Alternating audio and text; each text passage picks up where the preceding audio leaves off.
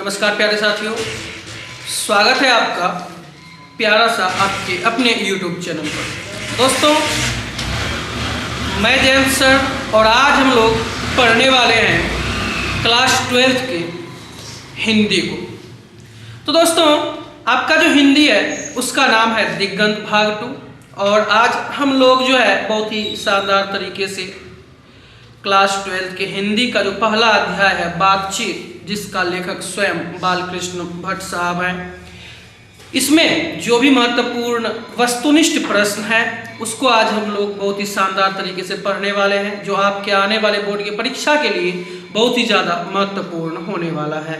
तो बिना विलंब के हुए मैं मुद्दे पे आता हूँ। तो मुद्दा यह है कि यह जो आप चैनल देख रहे हैं 11th and 12th, तो अभी परीक्षा आप लोगों की बहुत ही समीप है, जिसको मद्देनजर रखते हुए हम लोग अभी सर्वप्रथम क्रैश कोर्स लेके आए हैं। इस चैनल पे अभी फिलहाल हिंदी और इंग्लिश का क्रैश कोर्स चलेगा, चाहे वह व्याकरण हो या फिर वह आपकी पाठ्य पुस्तक हो। ठीक है, हिंदी या इंग्लिश दोनों विषय की। ठीक है दोस्तों, तो चलिए इसी के साथ साथ अपने वाणी को यहीं पे मैं विराम देता हूँ और अपने आज के कार्यक्रम की ओर मैं अग्रसर हो रहा हूँ।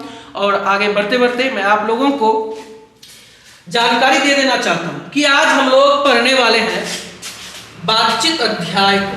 ठीक है, बातचीत अध्याय के वस्तुनिष्ठ प्रश्न।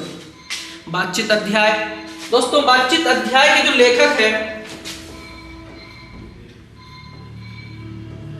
वह स्वयं बालकृष्ण भट्ट साहब है।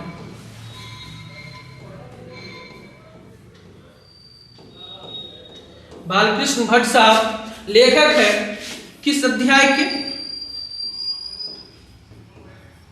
इन्होंने जो अध्याय लिखे हैं आपके पाठ्य पुस्तक में वह आपका है बातचीत। और याद रखिएगा, यह जो बातचीत है आपका, यह आपका ललित निबंध है।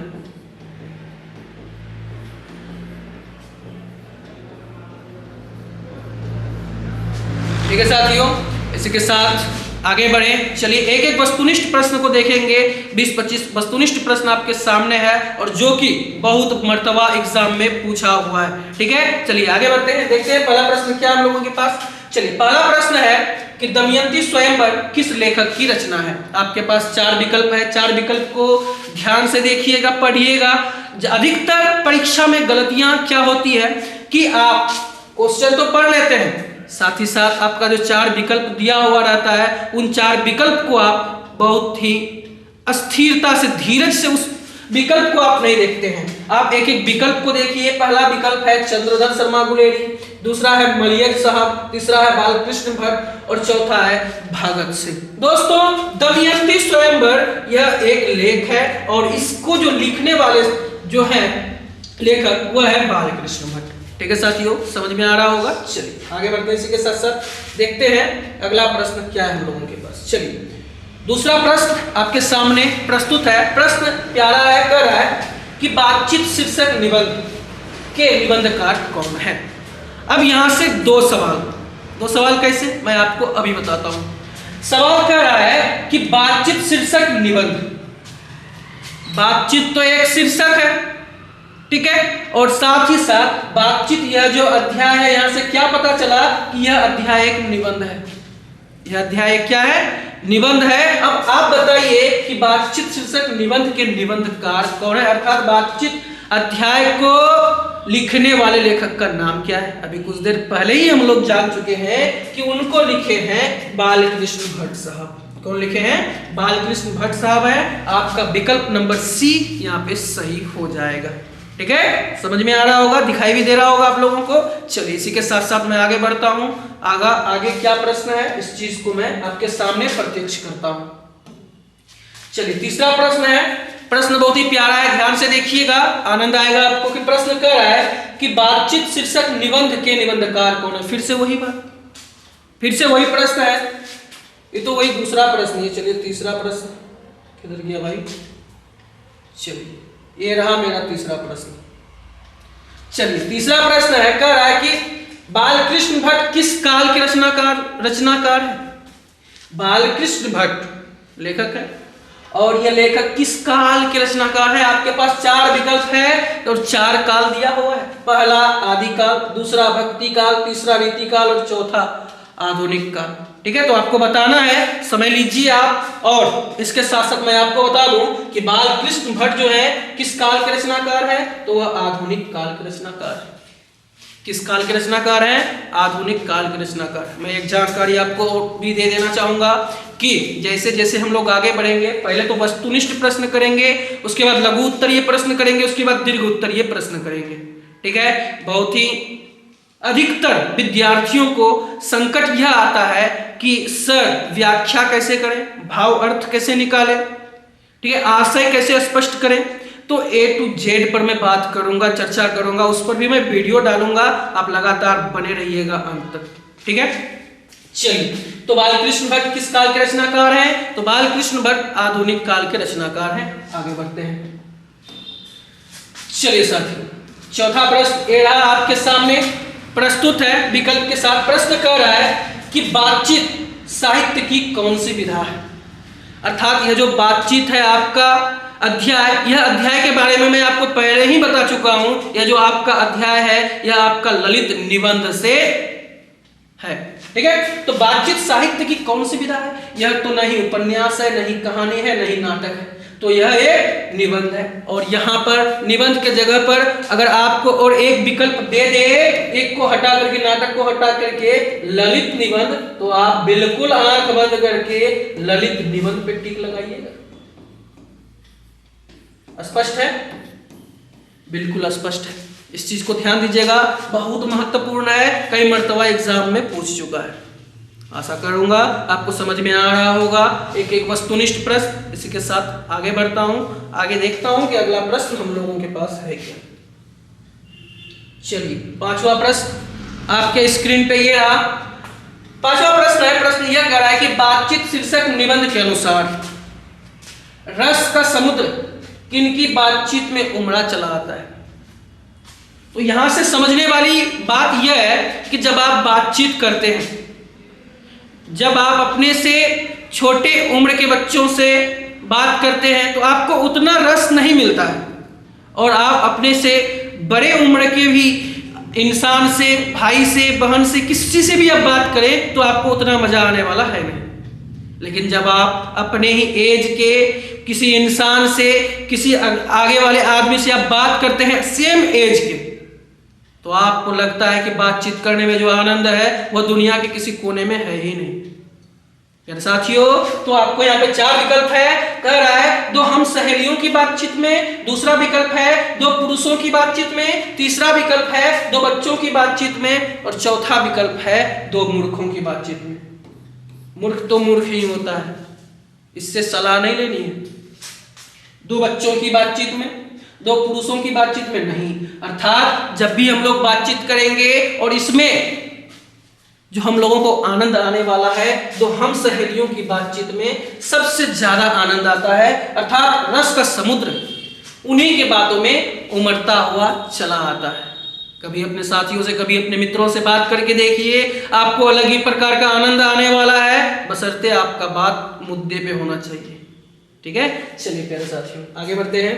अगला प्रश्न क्या है आपके पास? ये रहा 6 नंबर का प्रश्न है। प्रश्न बहुत ही प्यारा है, देखिएगा। प्रश्न क्या रहा है?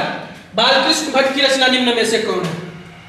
बातचीत, जूठन, रोज, परगीत और समाज। दोस्तों, मैं यहाँ पे एक चीज पर मुद्दा छेड़ूंगा कि बातचीत, बिल्कुल आपका जो सही उत्तर होगा बालकृष्ण भट्ट की रचना बातचीत, अर्थात इसको बालकृष्ण भट्ट साहब लिखे हैं, याद रखिएगा, इसको लिखे हैं बालकृष्ण भट्ट साहब। ठीक है, लेकिन मैं आगे और भी बता दूंगा। जूठन लिखे हैं ओम प्रकाश वाल्मीकि।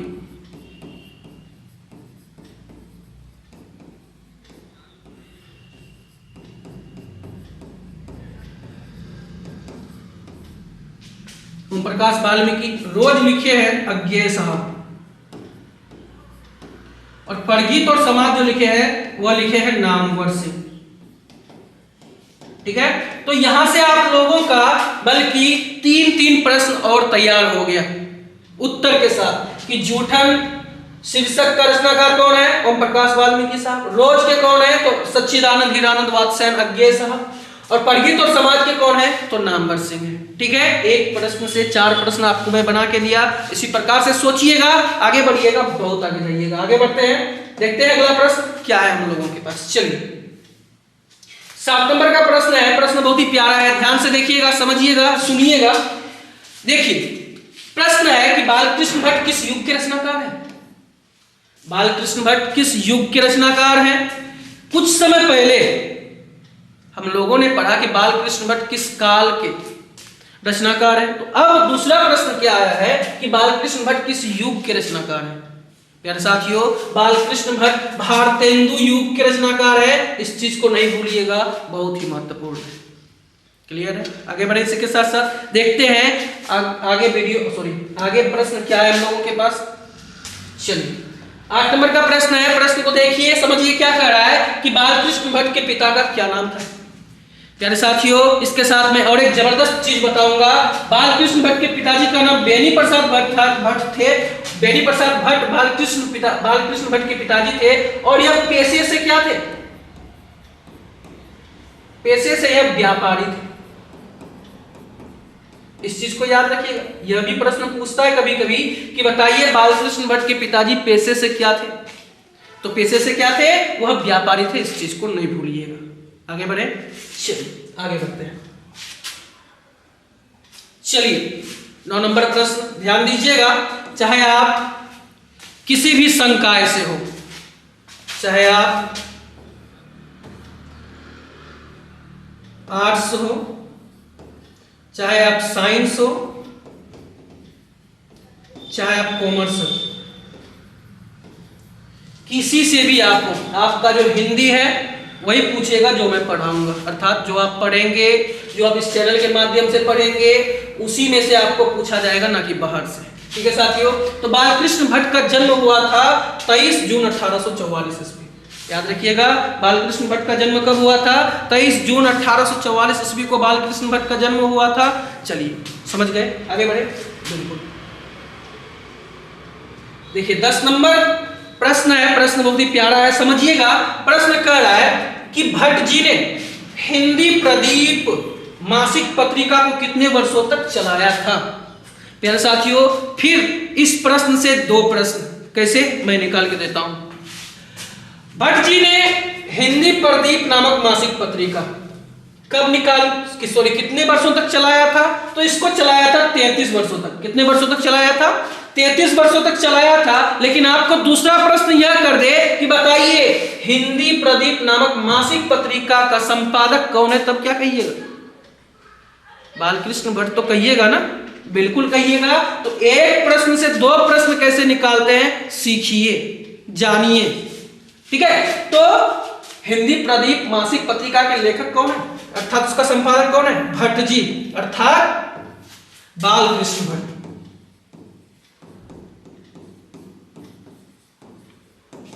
क्लियर है? बालकृष्ण भट्ट। आगे बढ़े, समझ में आ रहा होगा, आगे बढ़ते हैं। चलिए 11 नंबर का प्रश्न है। एक प्रश्न आपके आने वाले बोर्ड की परीक्षा के लिए बहुत ही ज्यादा महत्वपूर्ण होने वाला है। पहला प्रश्न है, 11वां नंबर का प्रश्न है। प्रश्न कह रहा है रॉबिन्सन क्रूसो को 16 वर्षों के उपरांत किनके मुख से एक बात सुनी थी? दोस्तों, रॉबिन्सन क्रूसो की किस्सा आप लोगों ने सुना होगा, अगर नहीं सुने हैं तो आप लोग देखिएगा। रॉबिन्सन क्रूसो को इंटरनेट में, एआई में बहुत ही फेमस इंसान है। 16 साल वन में भटकते रहे थे। ठीक है, बहुत महत्वपूर्ण है। कितने साल? 16 साल। और सुने किसके मुख से थे? तो फ्राइडे नामक व्यक्ति के मुख से सुने थे, वह भी जंगली जानवर की आवाज में। चलिए आगे बढ़ते हैं।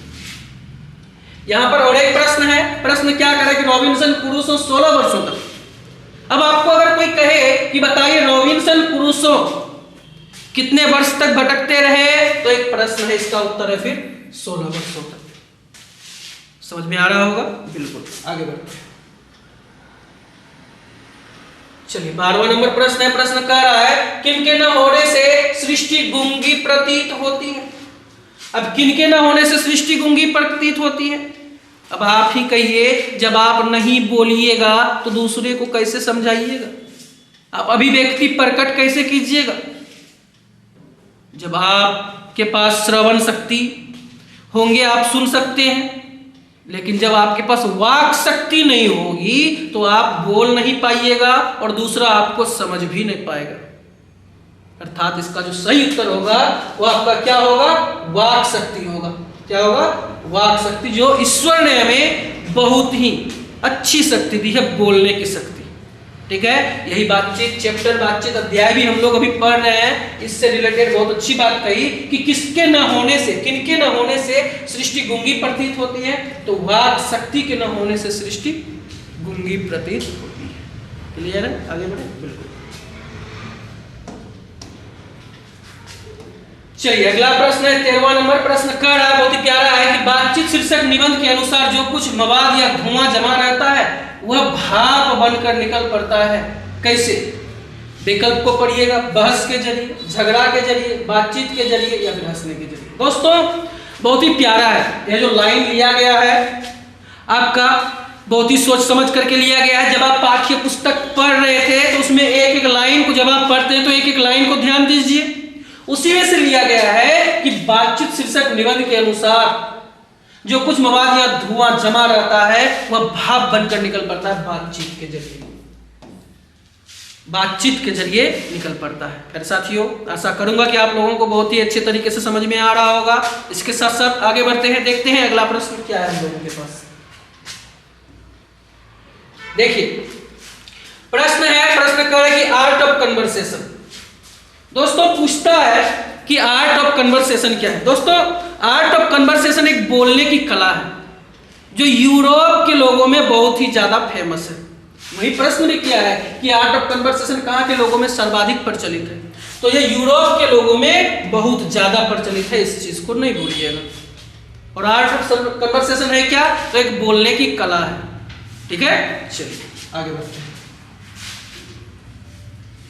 15 नंबर का प्रश्न है, प्रश्न कर रहा है, ध्यान दीजिएगा कि असल बातचीत सिर्फ दो व्यक्तियों में ही हो सकती है। यह किसका मत है? मत का मतलब होता है विचार। यह किसका विचार है? तो असल बातचीत सिर्फ दो व्यक्तियों में ही हो सकती है, यह आपका एडिसन का विचार है। किसका विचार है? एडिसन का विचार है, एडिसन का मत है, याद रखिएगा। चलिए, और ये जो बेन जॉनसन है, इन्होंने क्या कहा था? इन्होंने कहा था कि बोलने से ही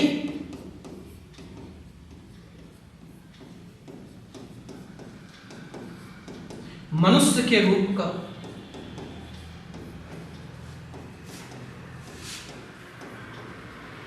साक्षात्कार होता है।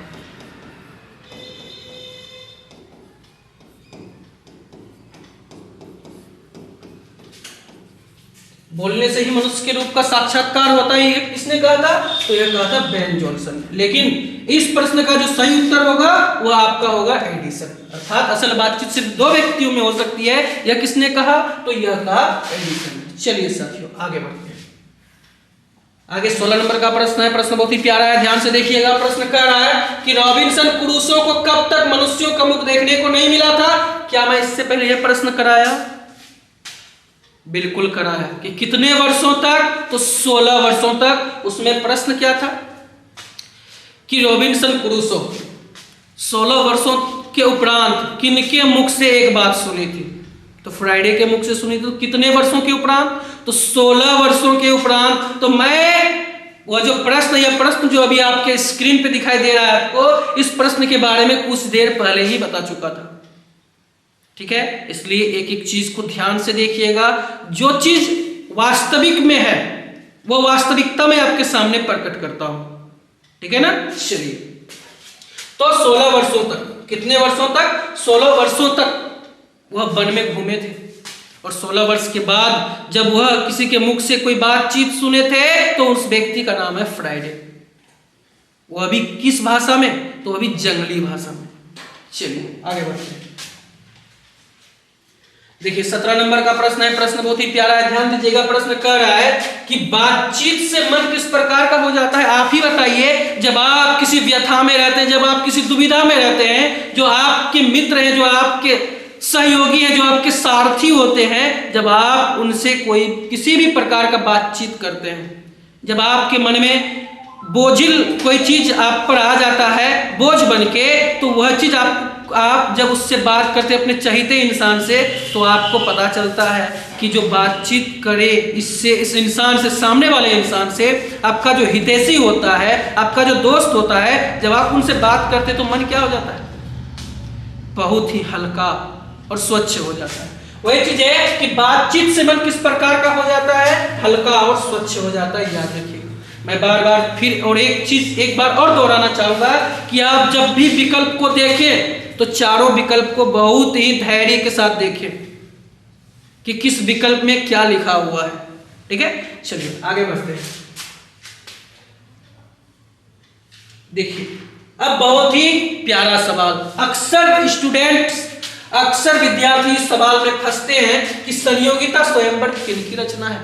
प्यारे साथियों, आप लोग बातचीत पढ़ रहे हैं और बातचीत अध्याय के जो लेखक हैं वह स्वयं बालकृष्ण भट्ट साहब हैं, तो आप कहिएगा कि संयोगिता स्वयंवर बालकृष्ण भट्ट की रचना है, तो आप यहाँ पे फंस सकते हैं। संयोगिता स्वयंवर यह आपकी लाला श्रीनिवास दास की रचना है, इस चीज को आप नहीं भूलिएगा। संयोगिता स्वयंवर लाला श्रीनिवास दास जी की रचना है, इस चीज को आप नहीं भूलिएगा। बहुत ही प्यारा सवाल है। चलिए आगे बढ़ते हैं। प्रश्न कर रहा है कि एडिसन के अनुसार असल बातचीत कितने लोगों के बीच हो सकती है। कुछ देर पहले बताए कि जब आप दो दोस्त आपस में बातचीत कर रहे होते हैं तो उसमें एक रस का समुद्र उमड़ता है, जिसमें आप अपना सब कुछ खो बैठते हैं, अपना समय, अपना खाना, अपना पीना, हर एक चीज, अर्थात आपको समय बर्बाद करना बहुत ही अच्छा लगेगा जब आप अपने दोस्त से बात करेंगे, परम मित्र से बात करेंगे। ठीक है, तो वही चीज है कि एडिसन के अनुसार असल बातचीत सिर्फ दो व्यक्तियों में हो सकती है, दो व्यक्तियों में ही हो सकती है और नहीं। चलिए प्रश्न है कि अशिक्षित लोगों की बातचीत को क्या कहते हैं। यानी साथियों, अशिक्षित लोगों की बातचीत, जो अशिक्षित लोग होते हैं, जो मूर्ख होते हैं, उनसे कभी सलाह लेनी नहीं चाहिए। वह लोग आज युवा हैं, कुछ दिन बाद बुढ़ापा में आ जाएंगे, बुढ़ापे अवस्था में आ जाएंगे, लेकिन उनका सम्मान करना है, उससे सलाह लेना नहीं है। ठीक है, वह मूर्ख वास्तव में ही मूर्ख होते हैं, हमेशा याद रखिएगा। सलाह उसी से लिया जाता है जो वास्तव में विद्वान होते हैं। मूर्ख भी एक दिन बूढ़ा होता है, इसका मतलब ये नहीं कि आप उसका भी सलाह लेते फिरे। बात समझ में आ रहा होगा आप लोगों को। ठीक है, सम्मान करना है लेकिन सलाह नहीं लेना है। तो अशिक्षित लोगों की बातचीत को बदकही कहते हैं। क्या कहते हैं? बदकही कहते हैं। चलते चलते दो शब्द आप सुन लेते हैं कहीं पे, तो उसी को क्या कहते हैं? बदकही कहते हैं। कुछ भी मतलब कोई कुछ बोल देता है आके, तो इस पर सुनना, ज्यादा गौर करना नहीं है।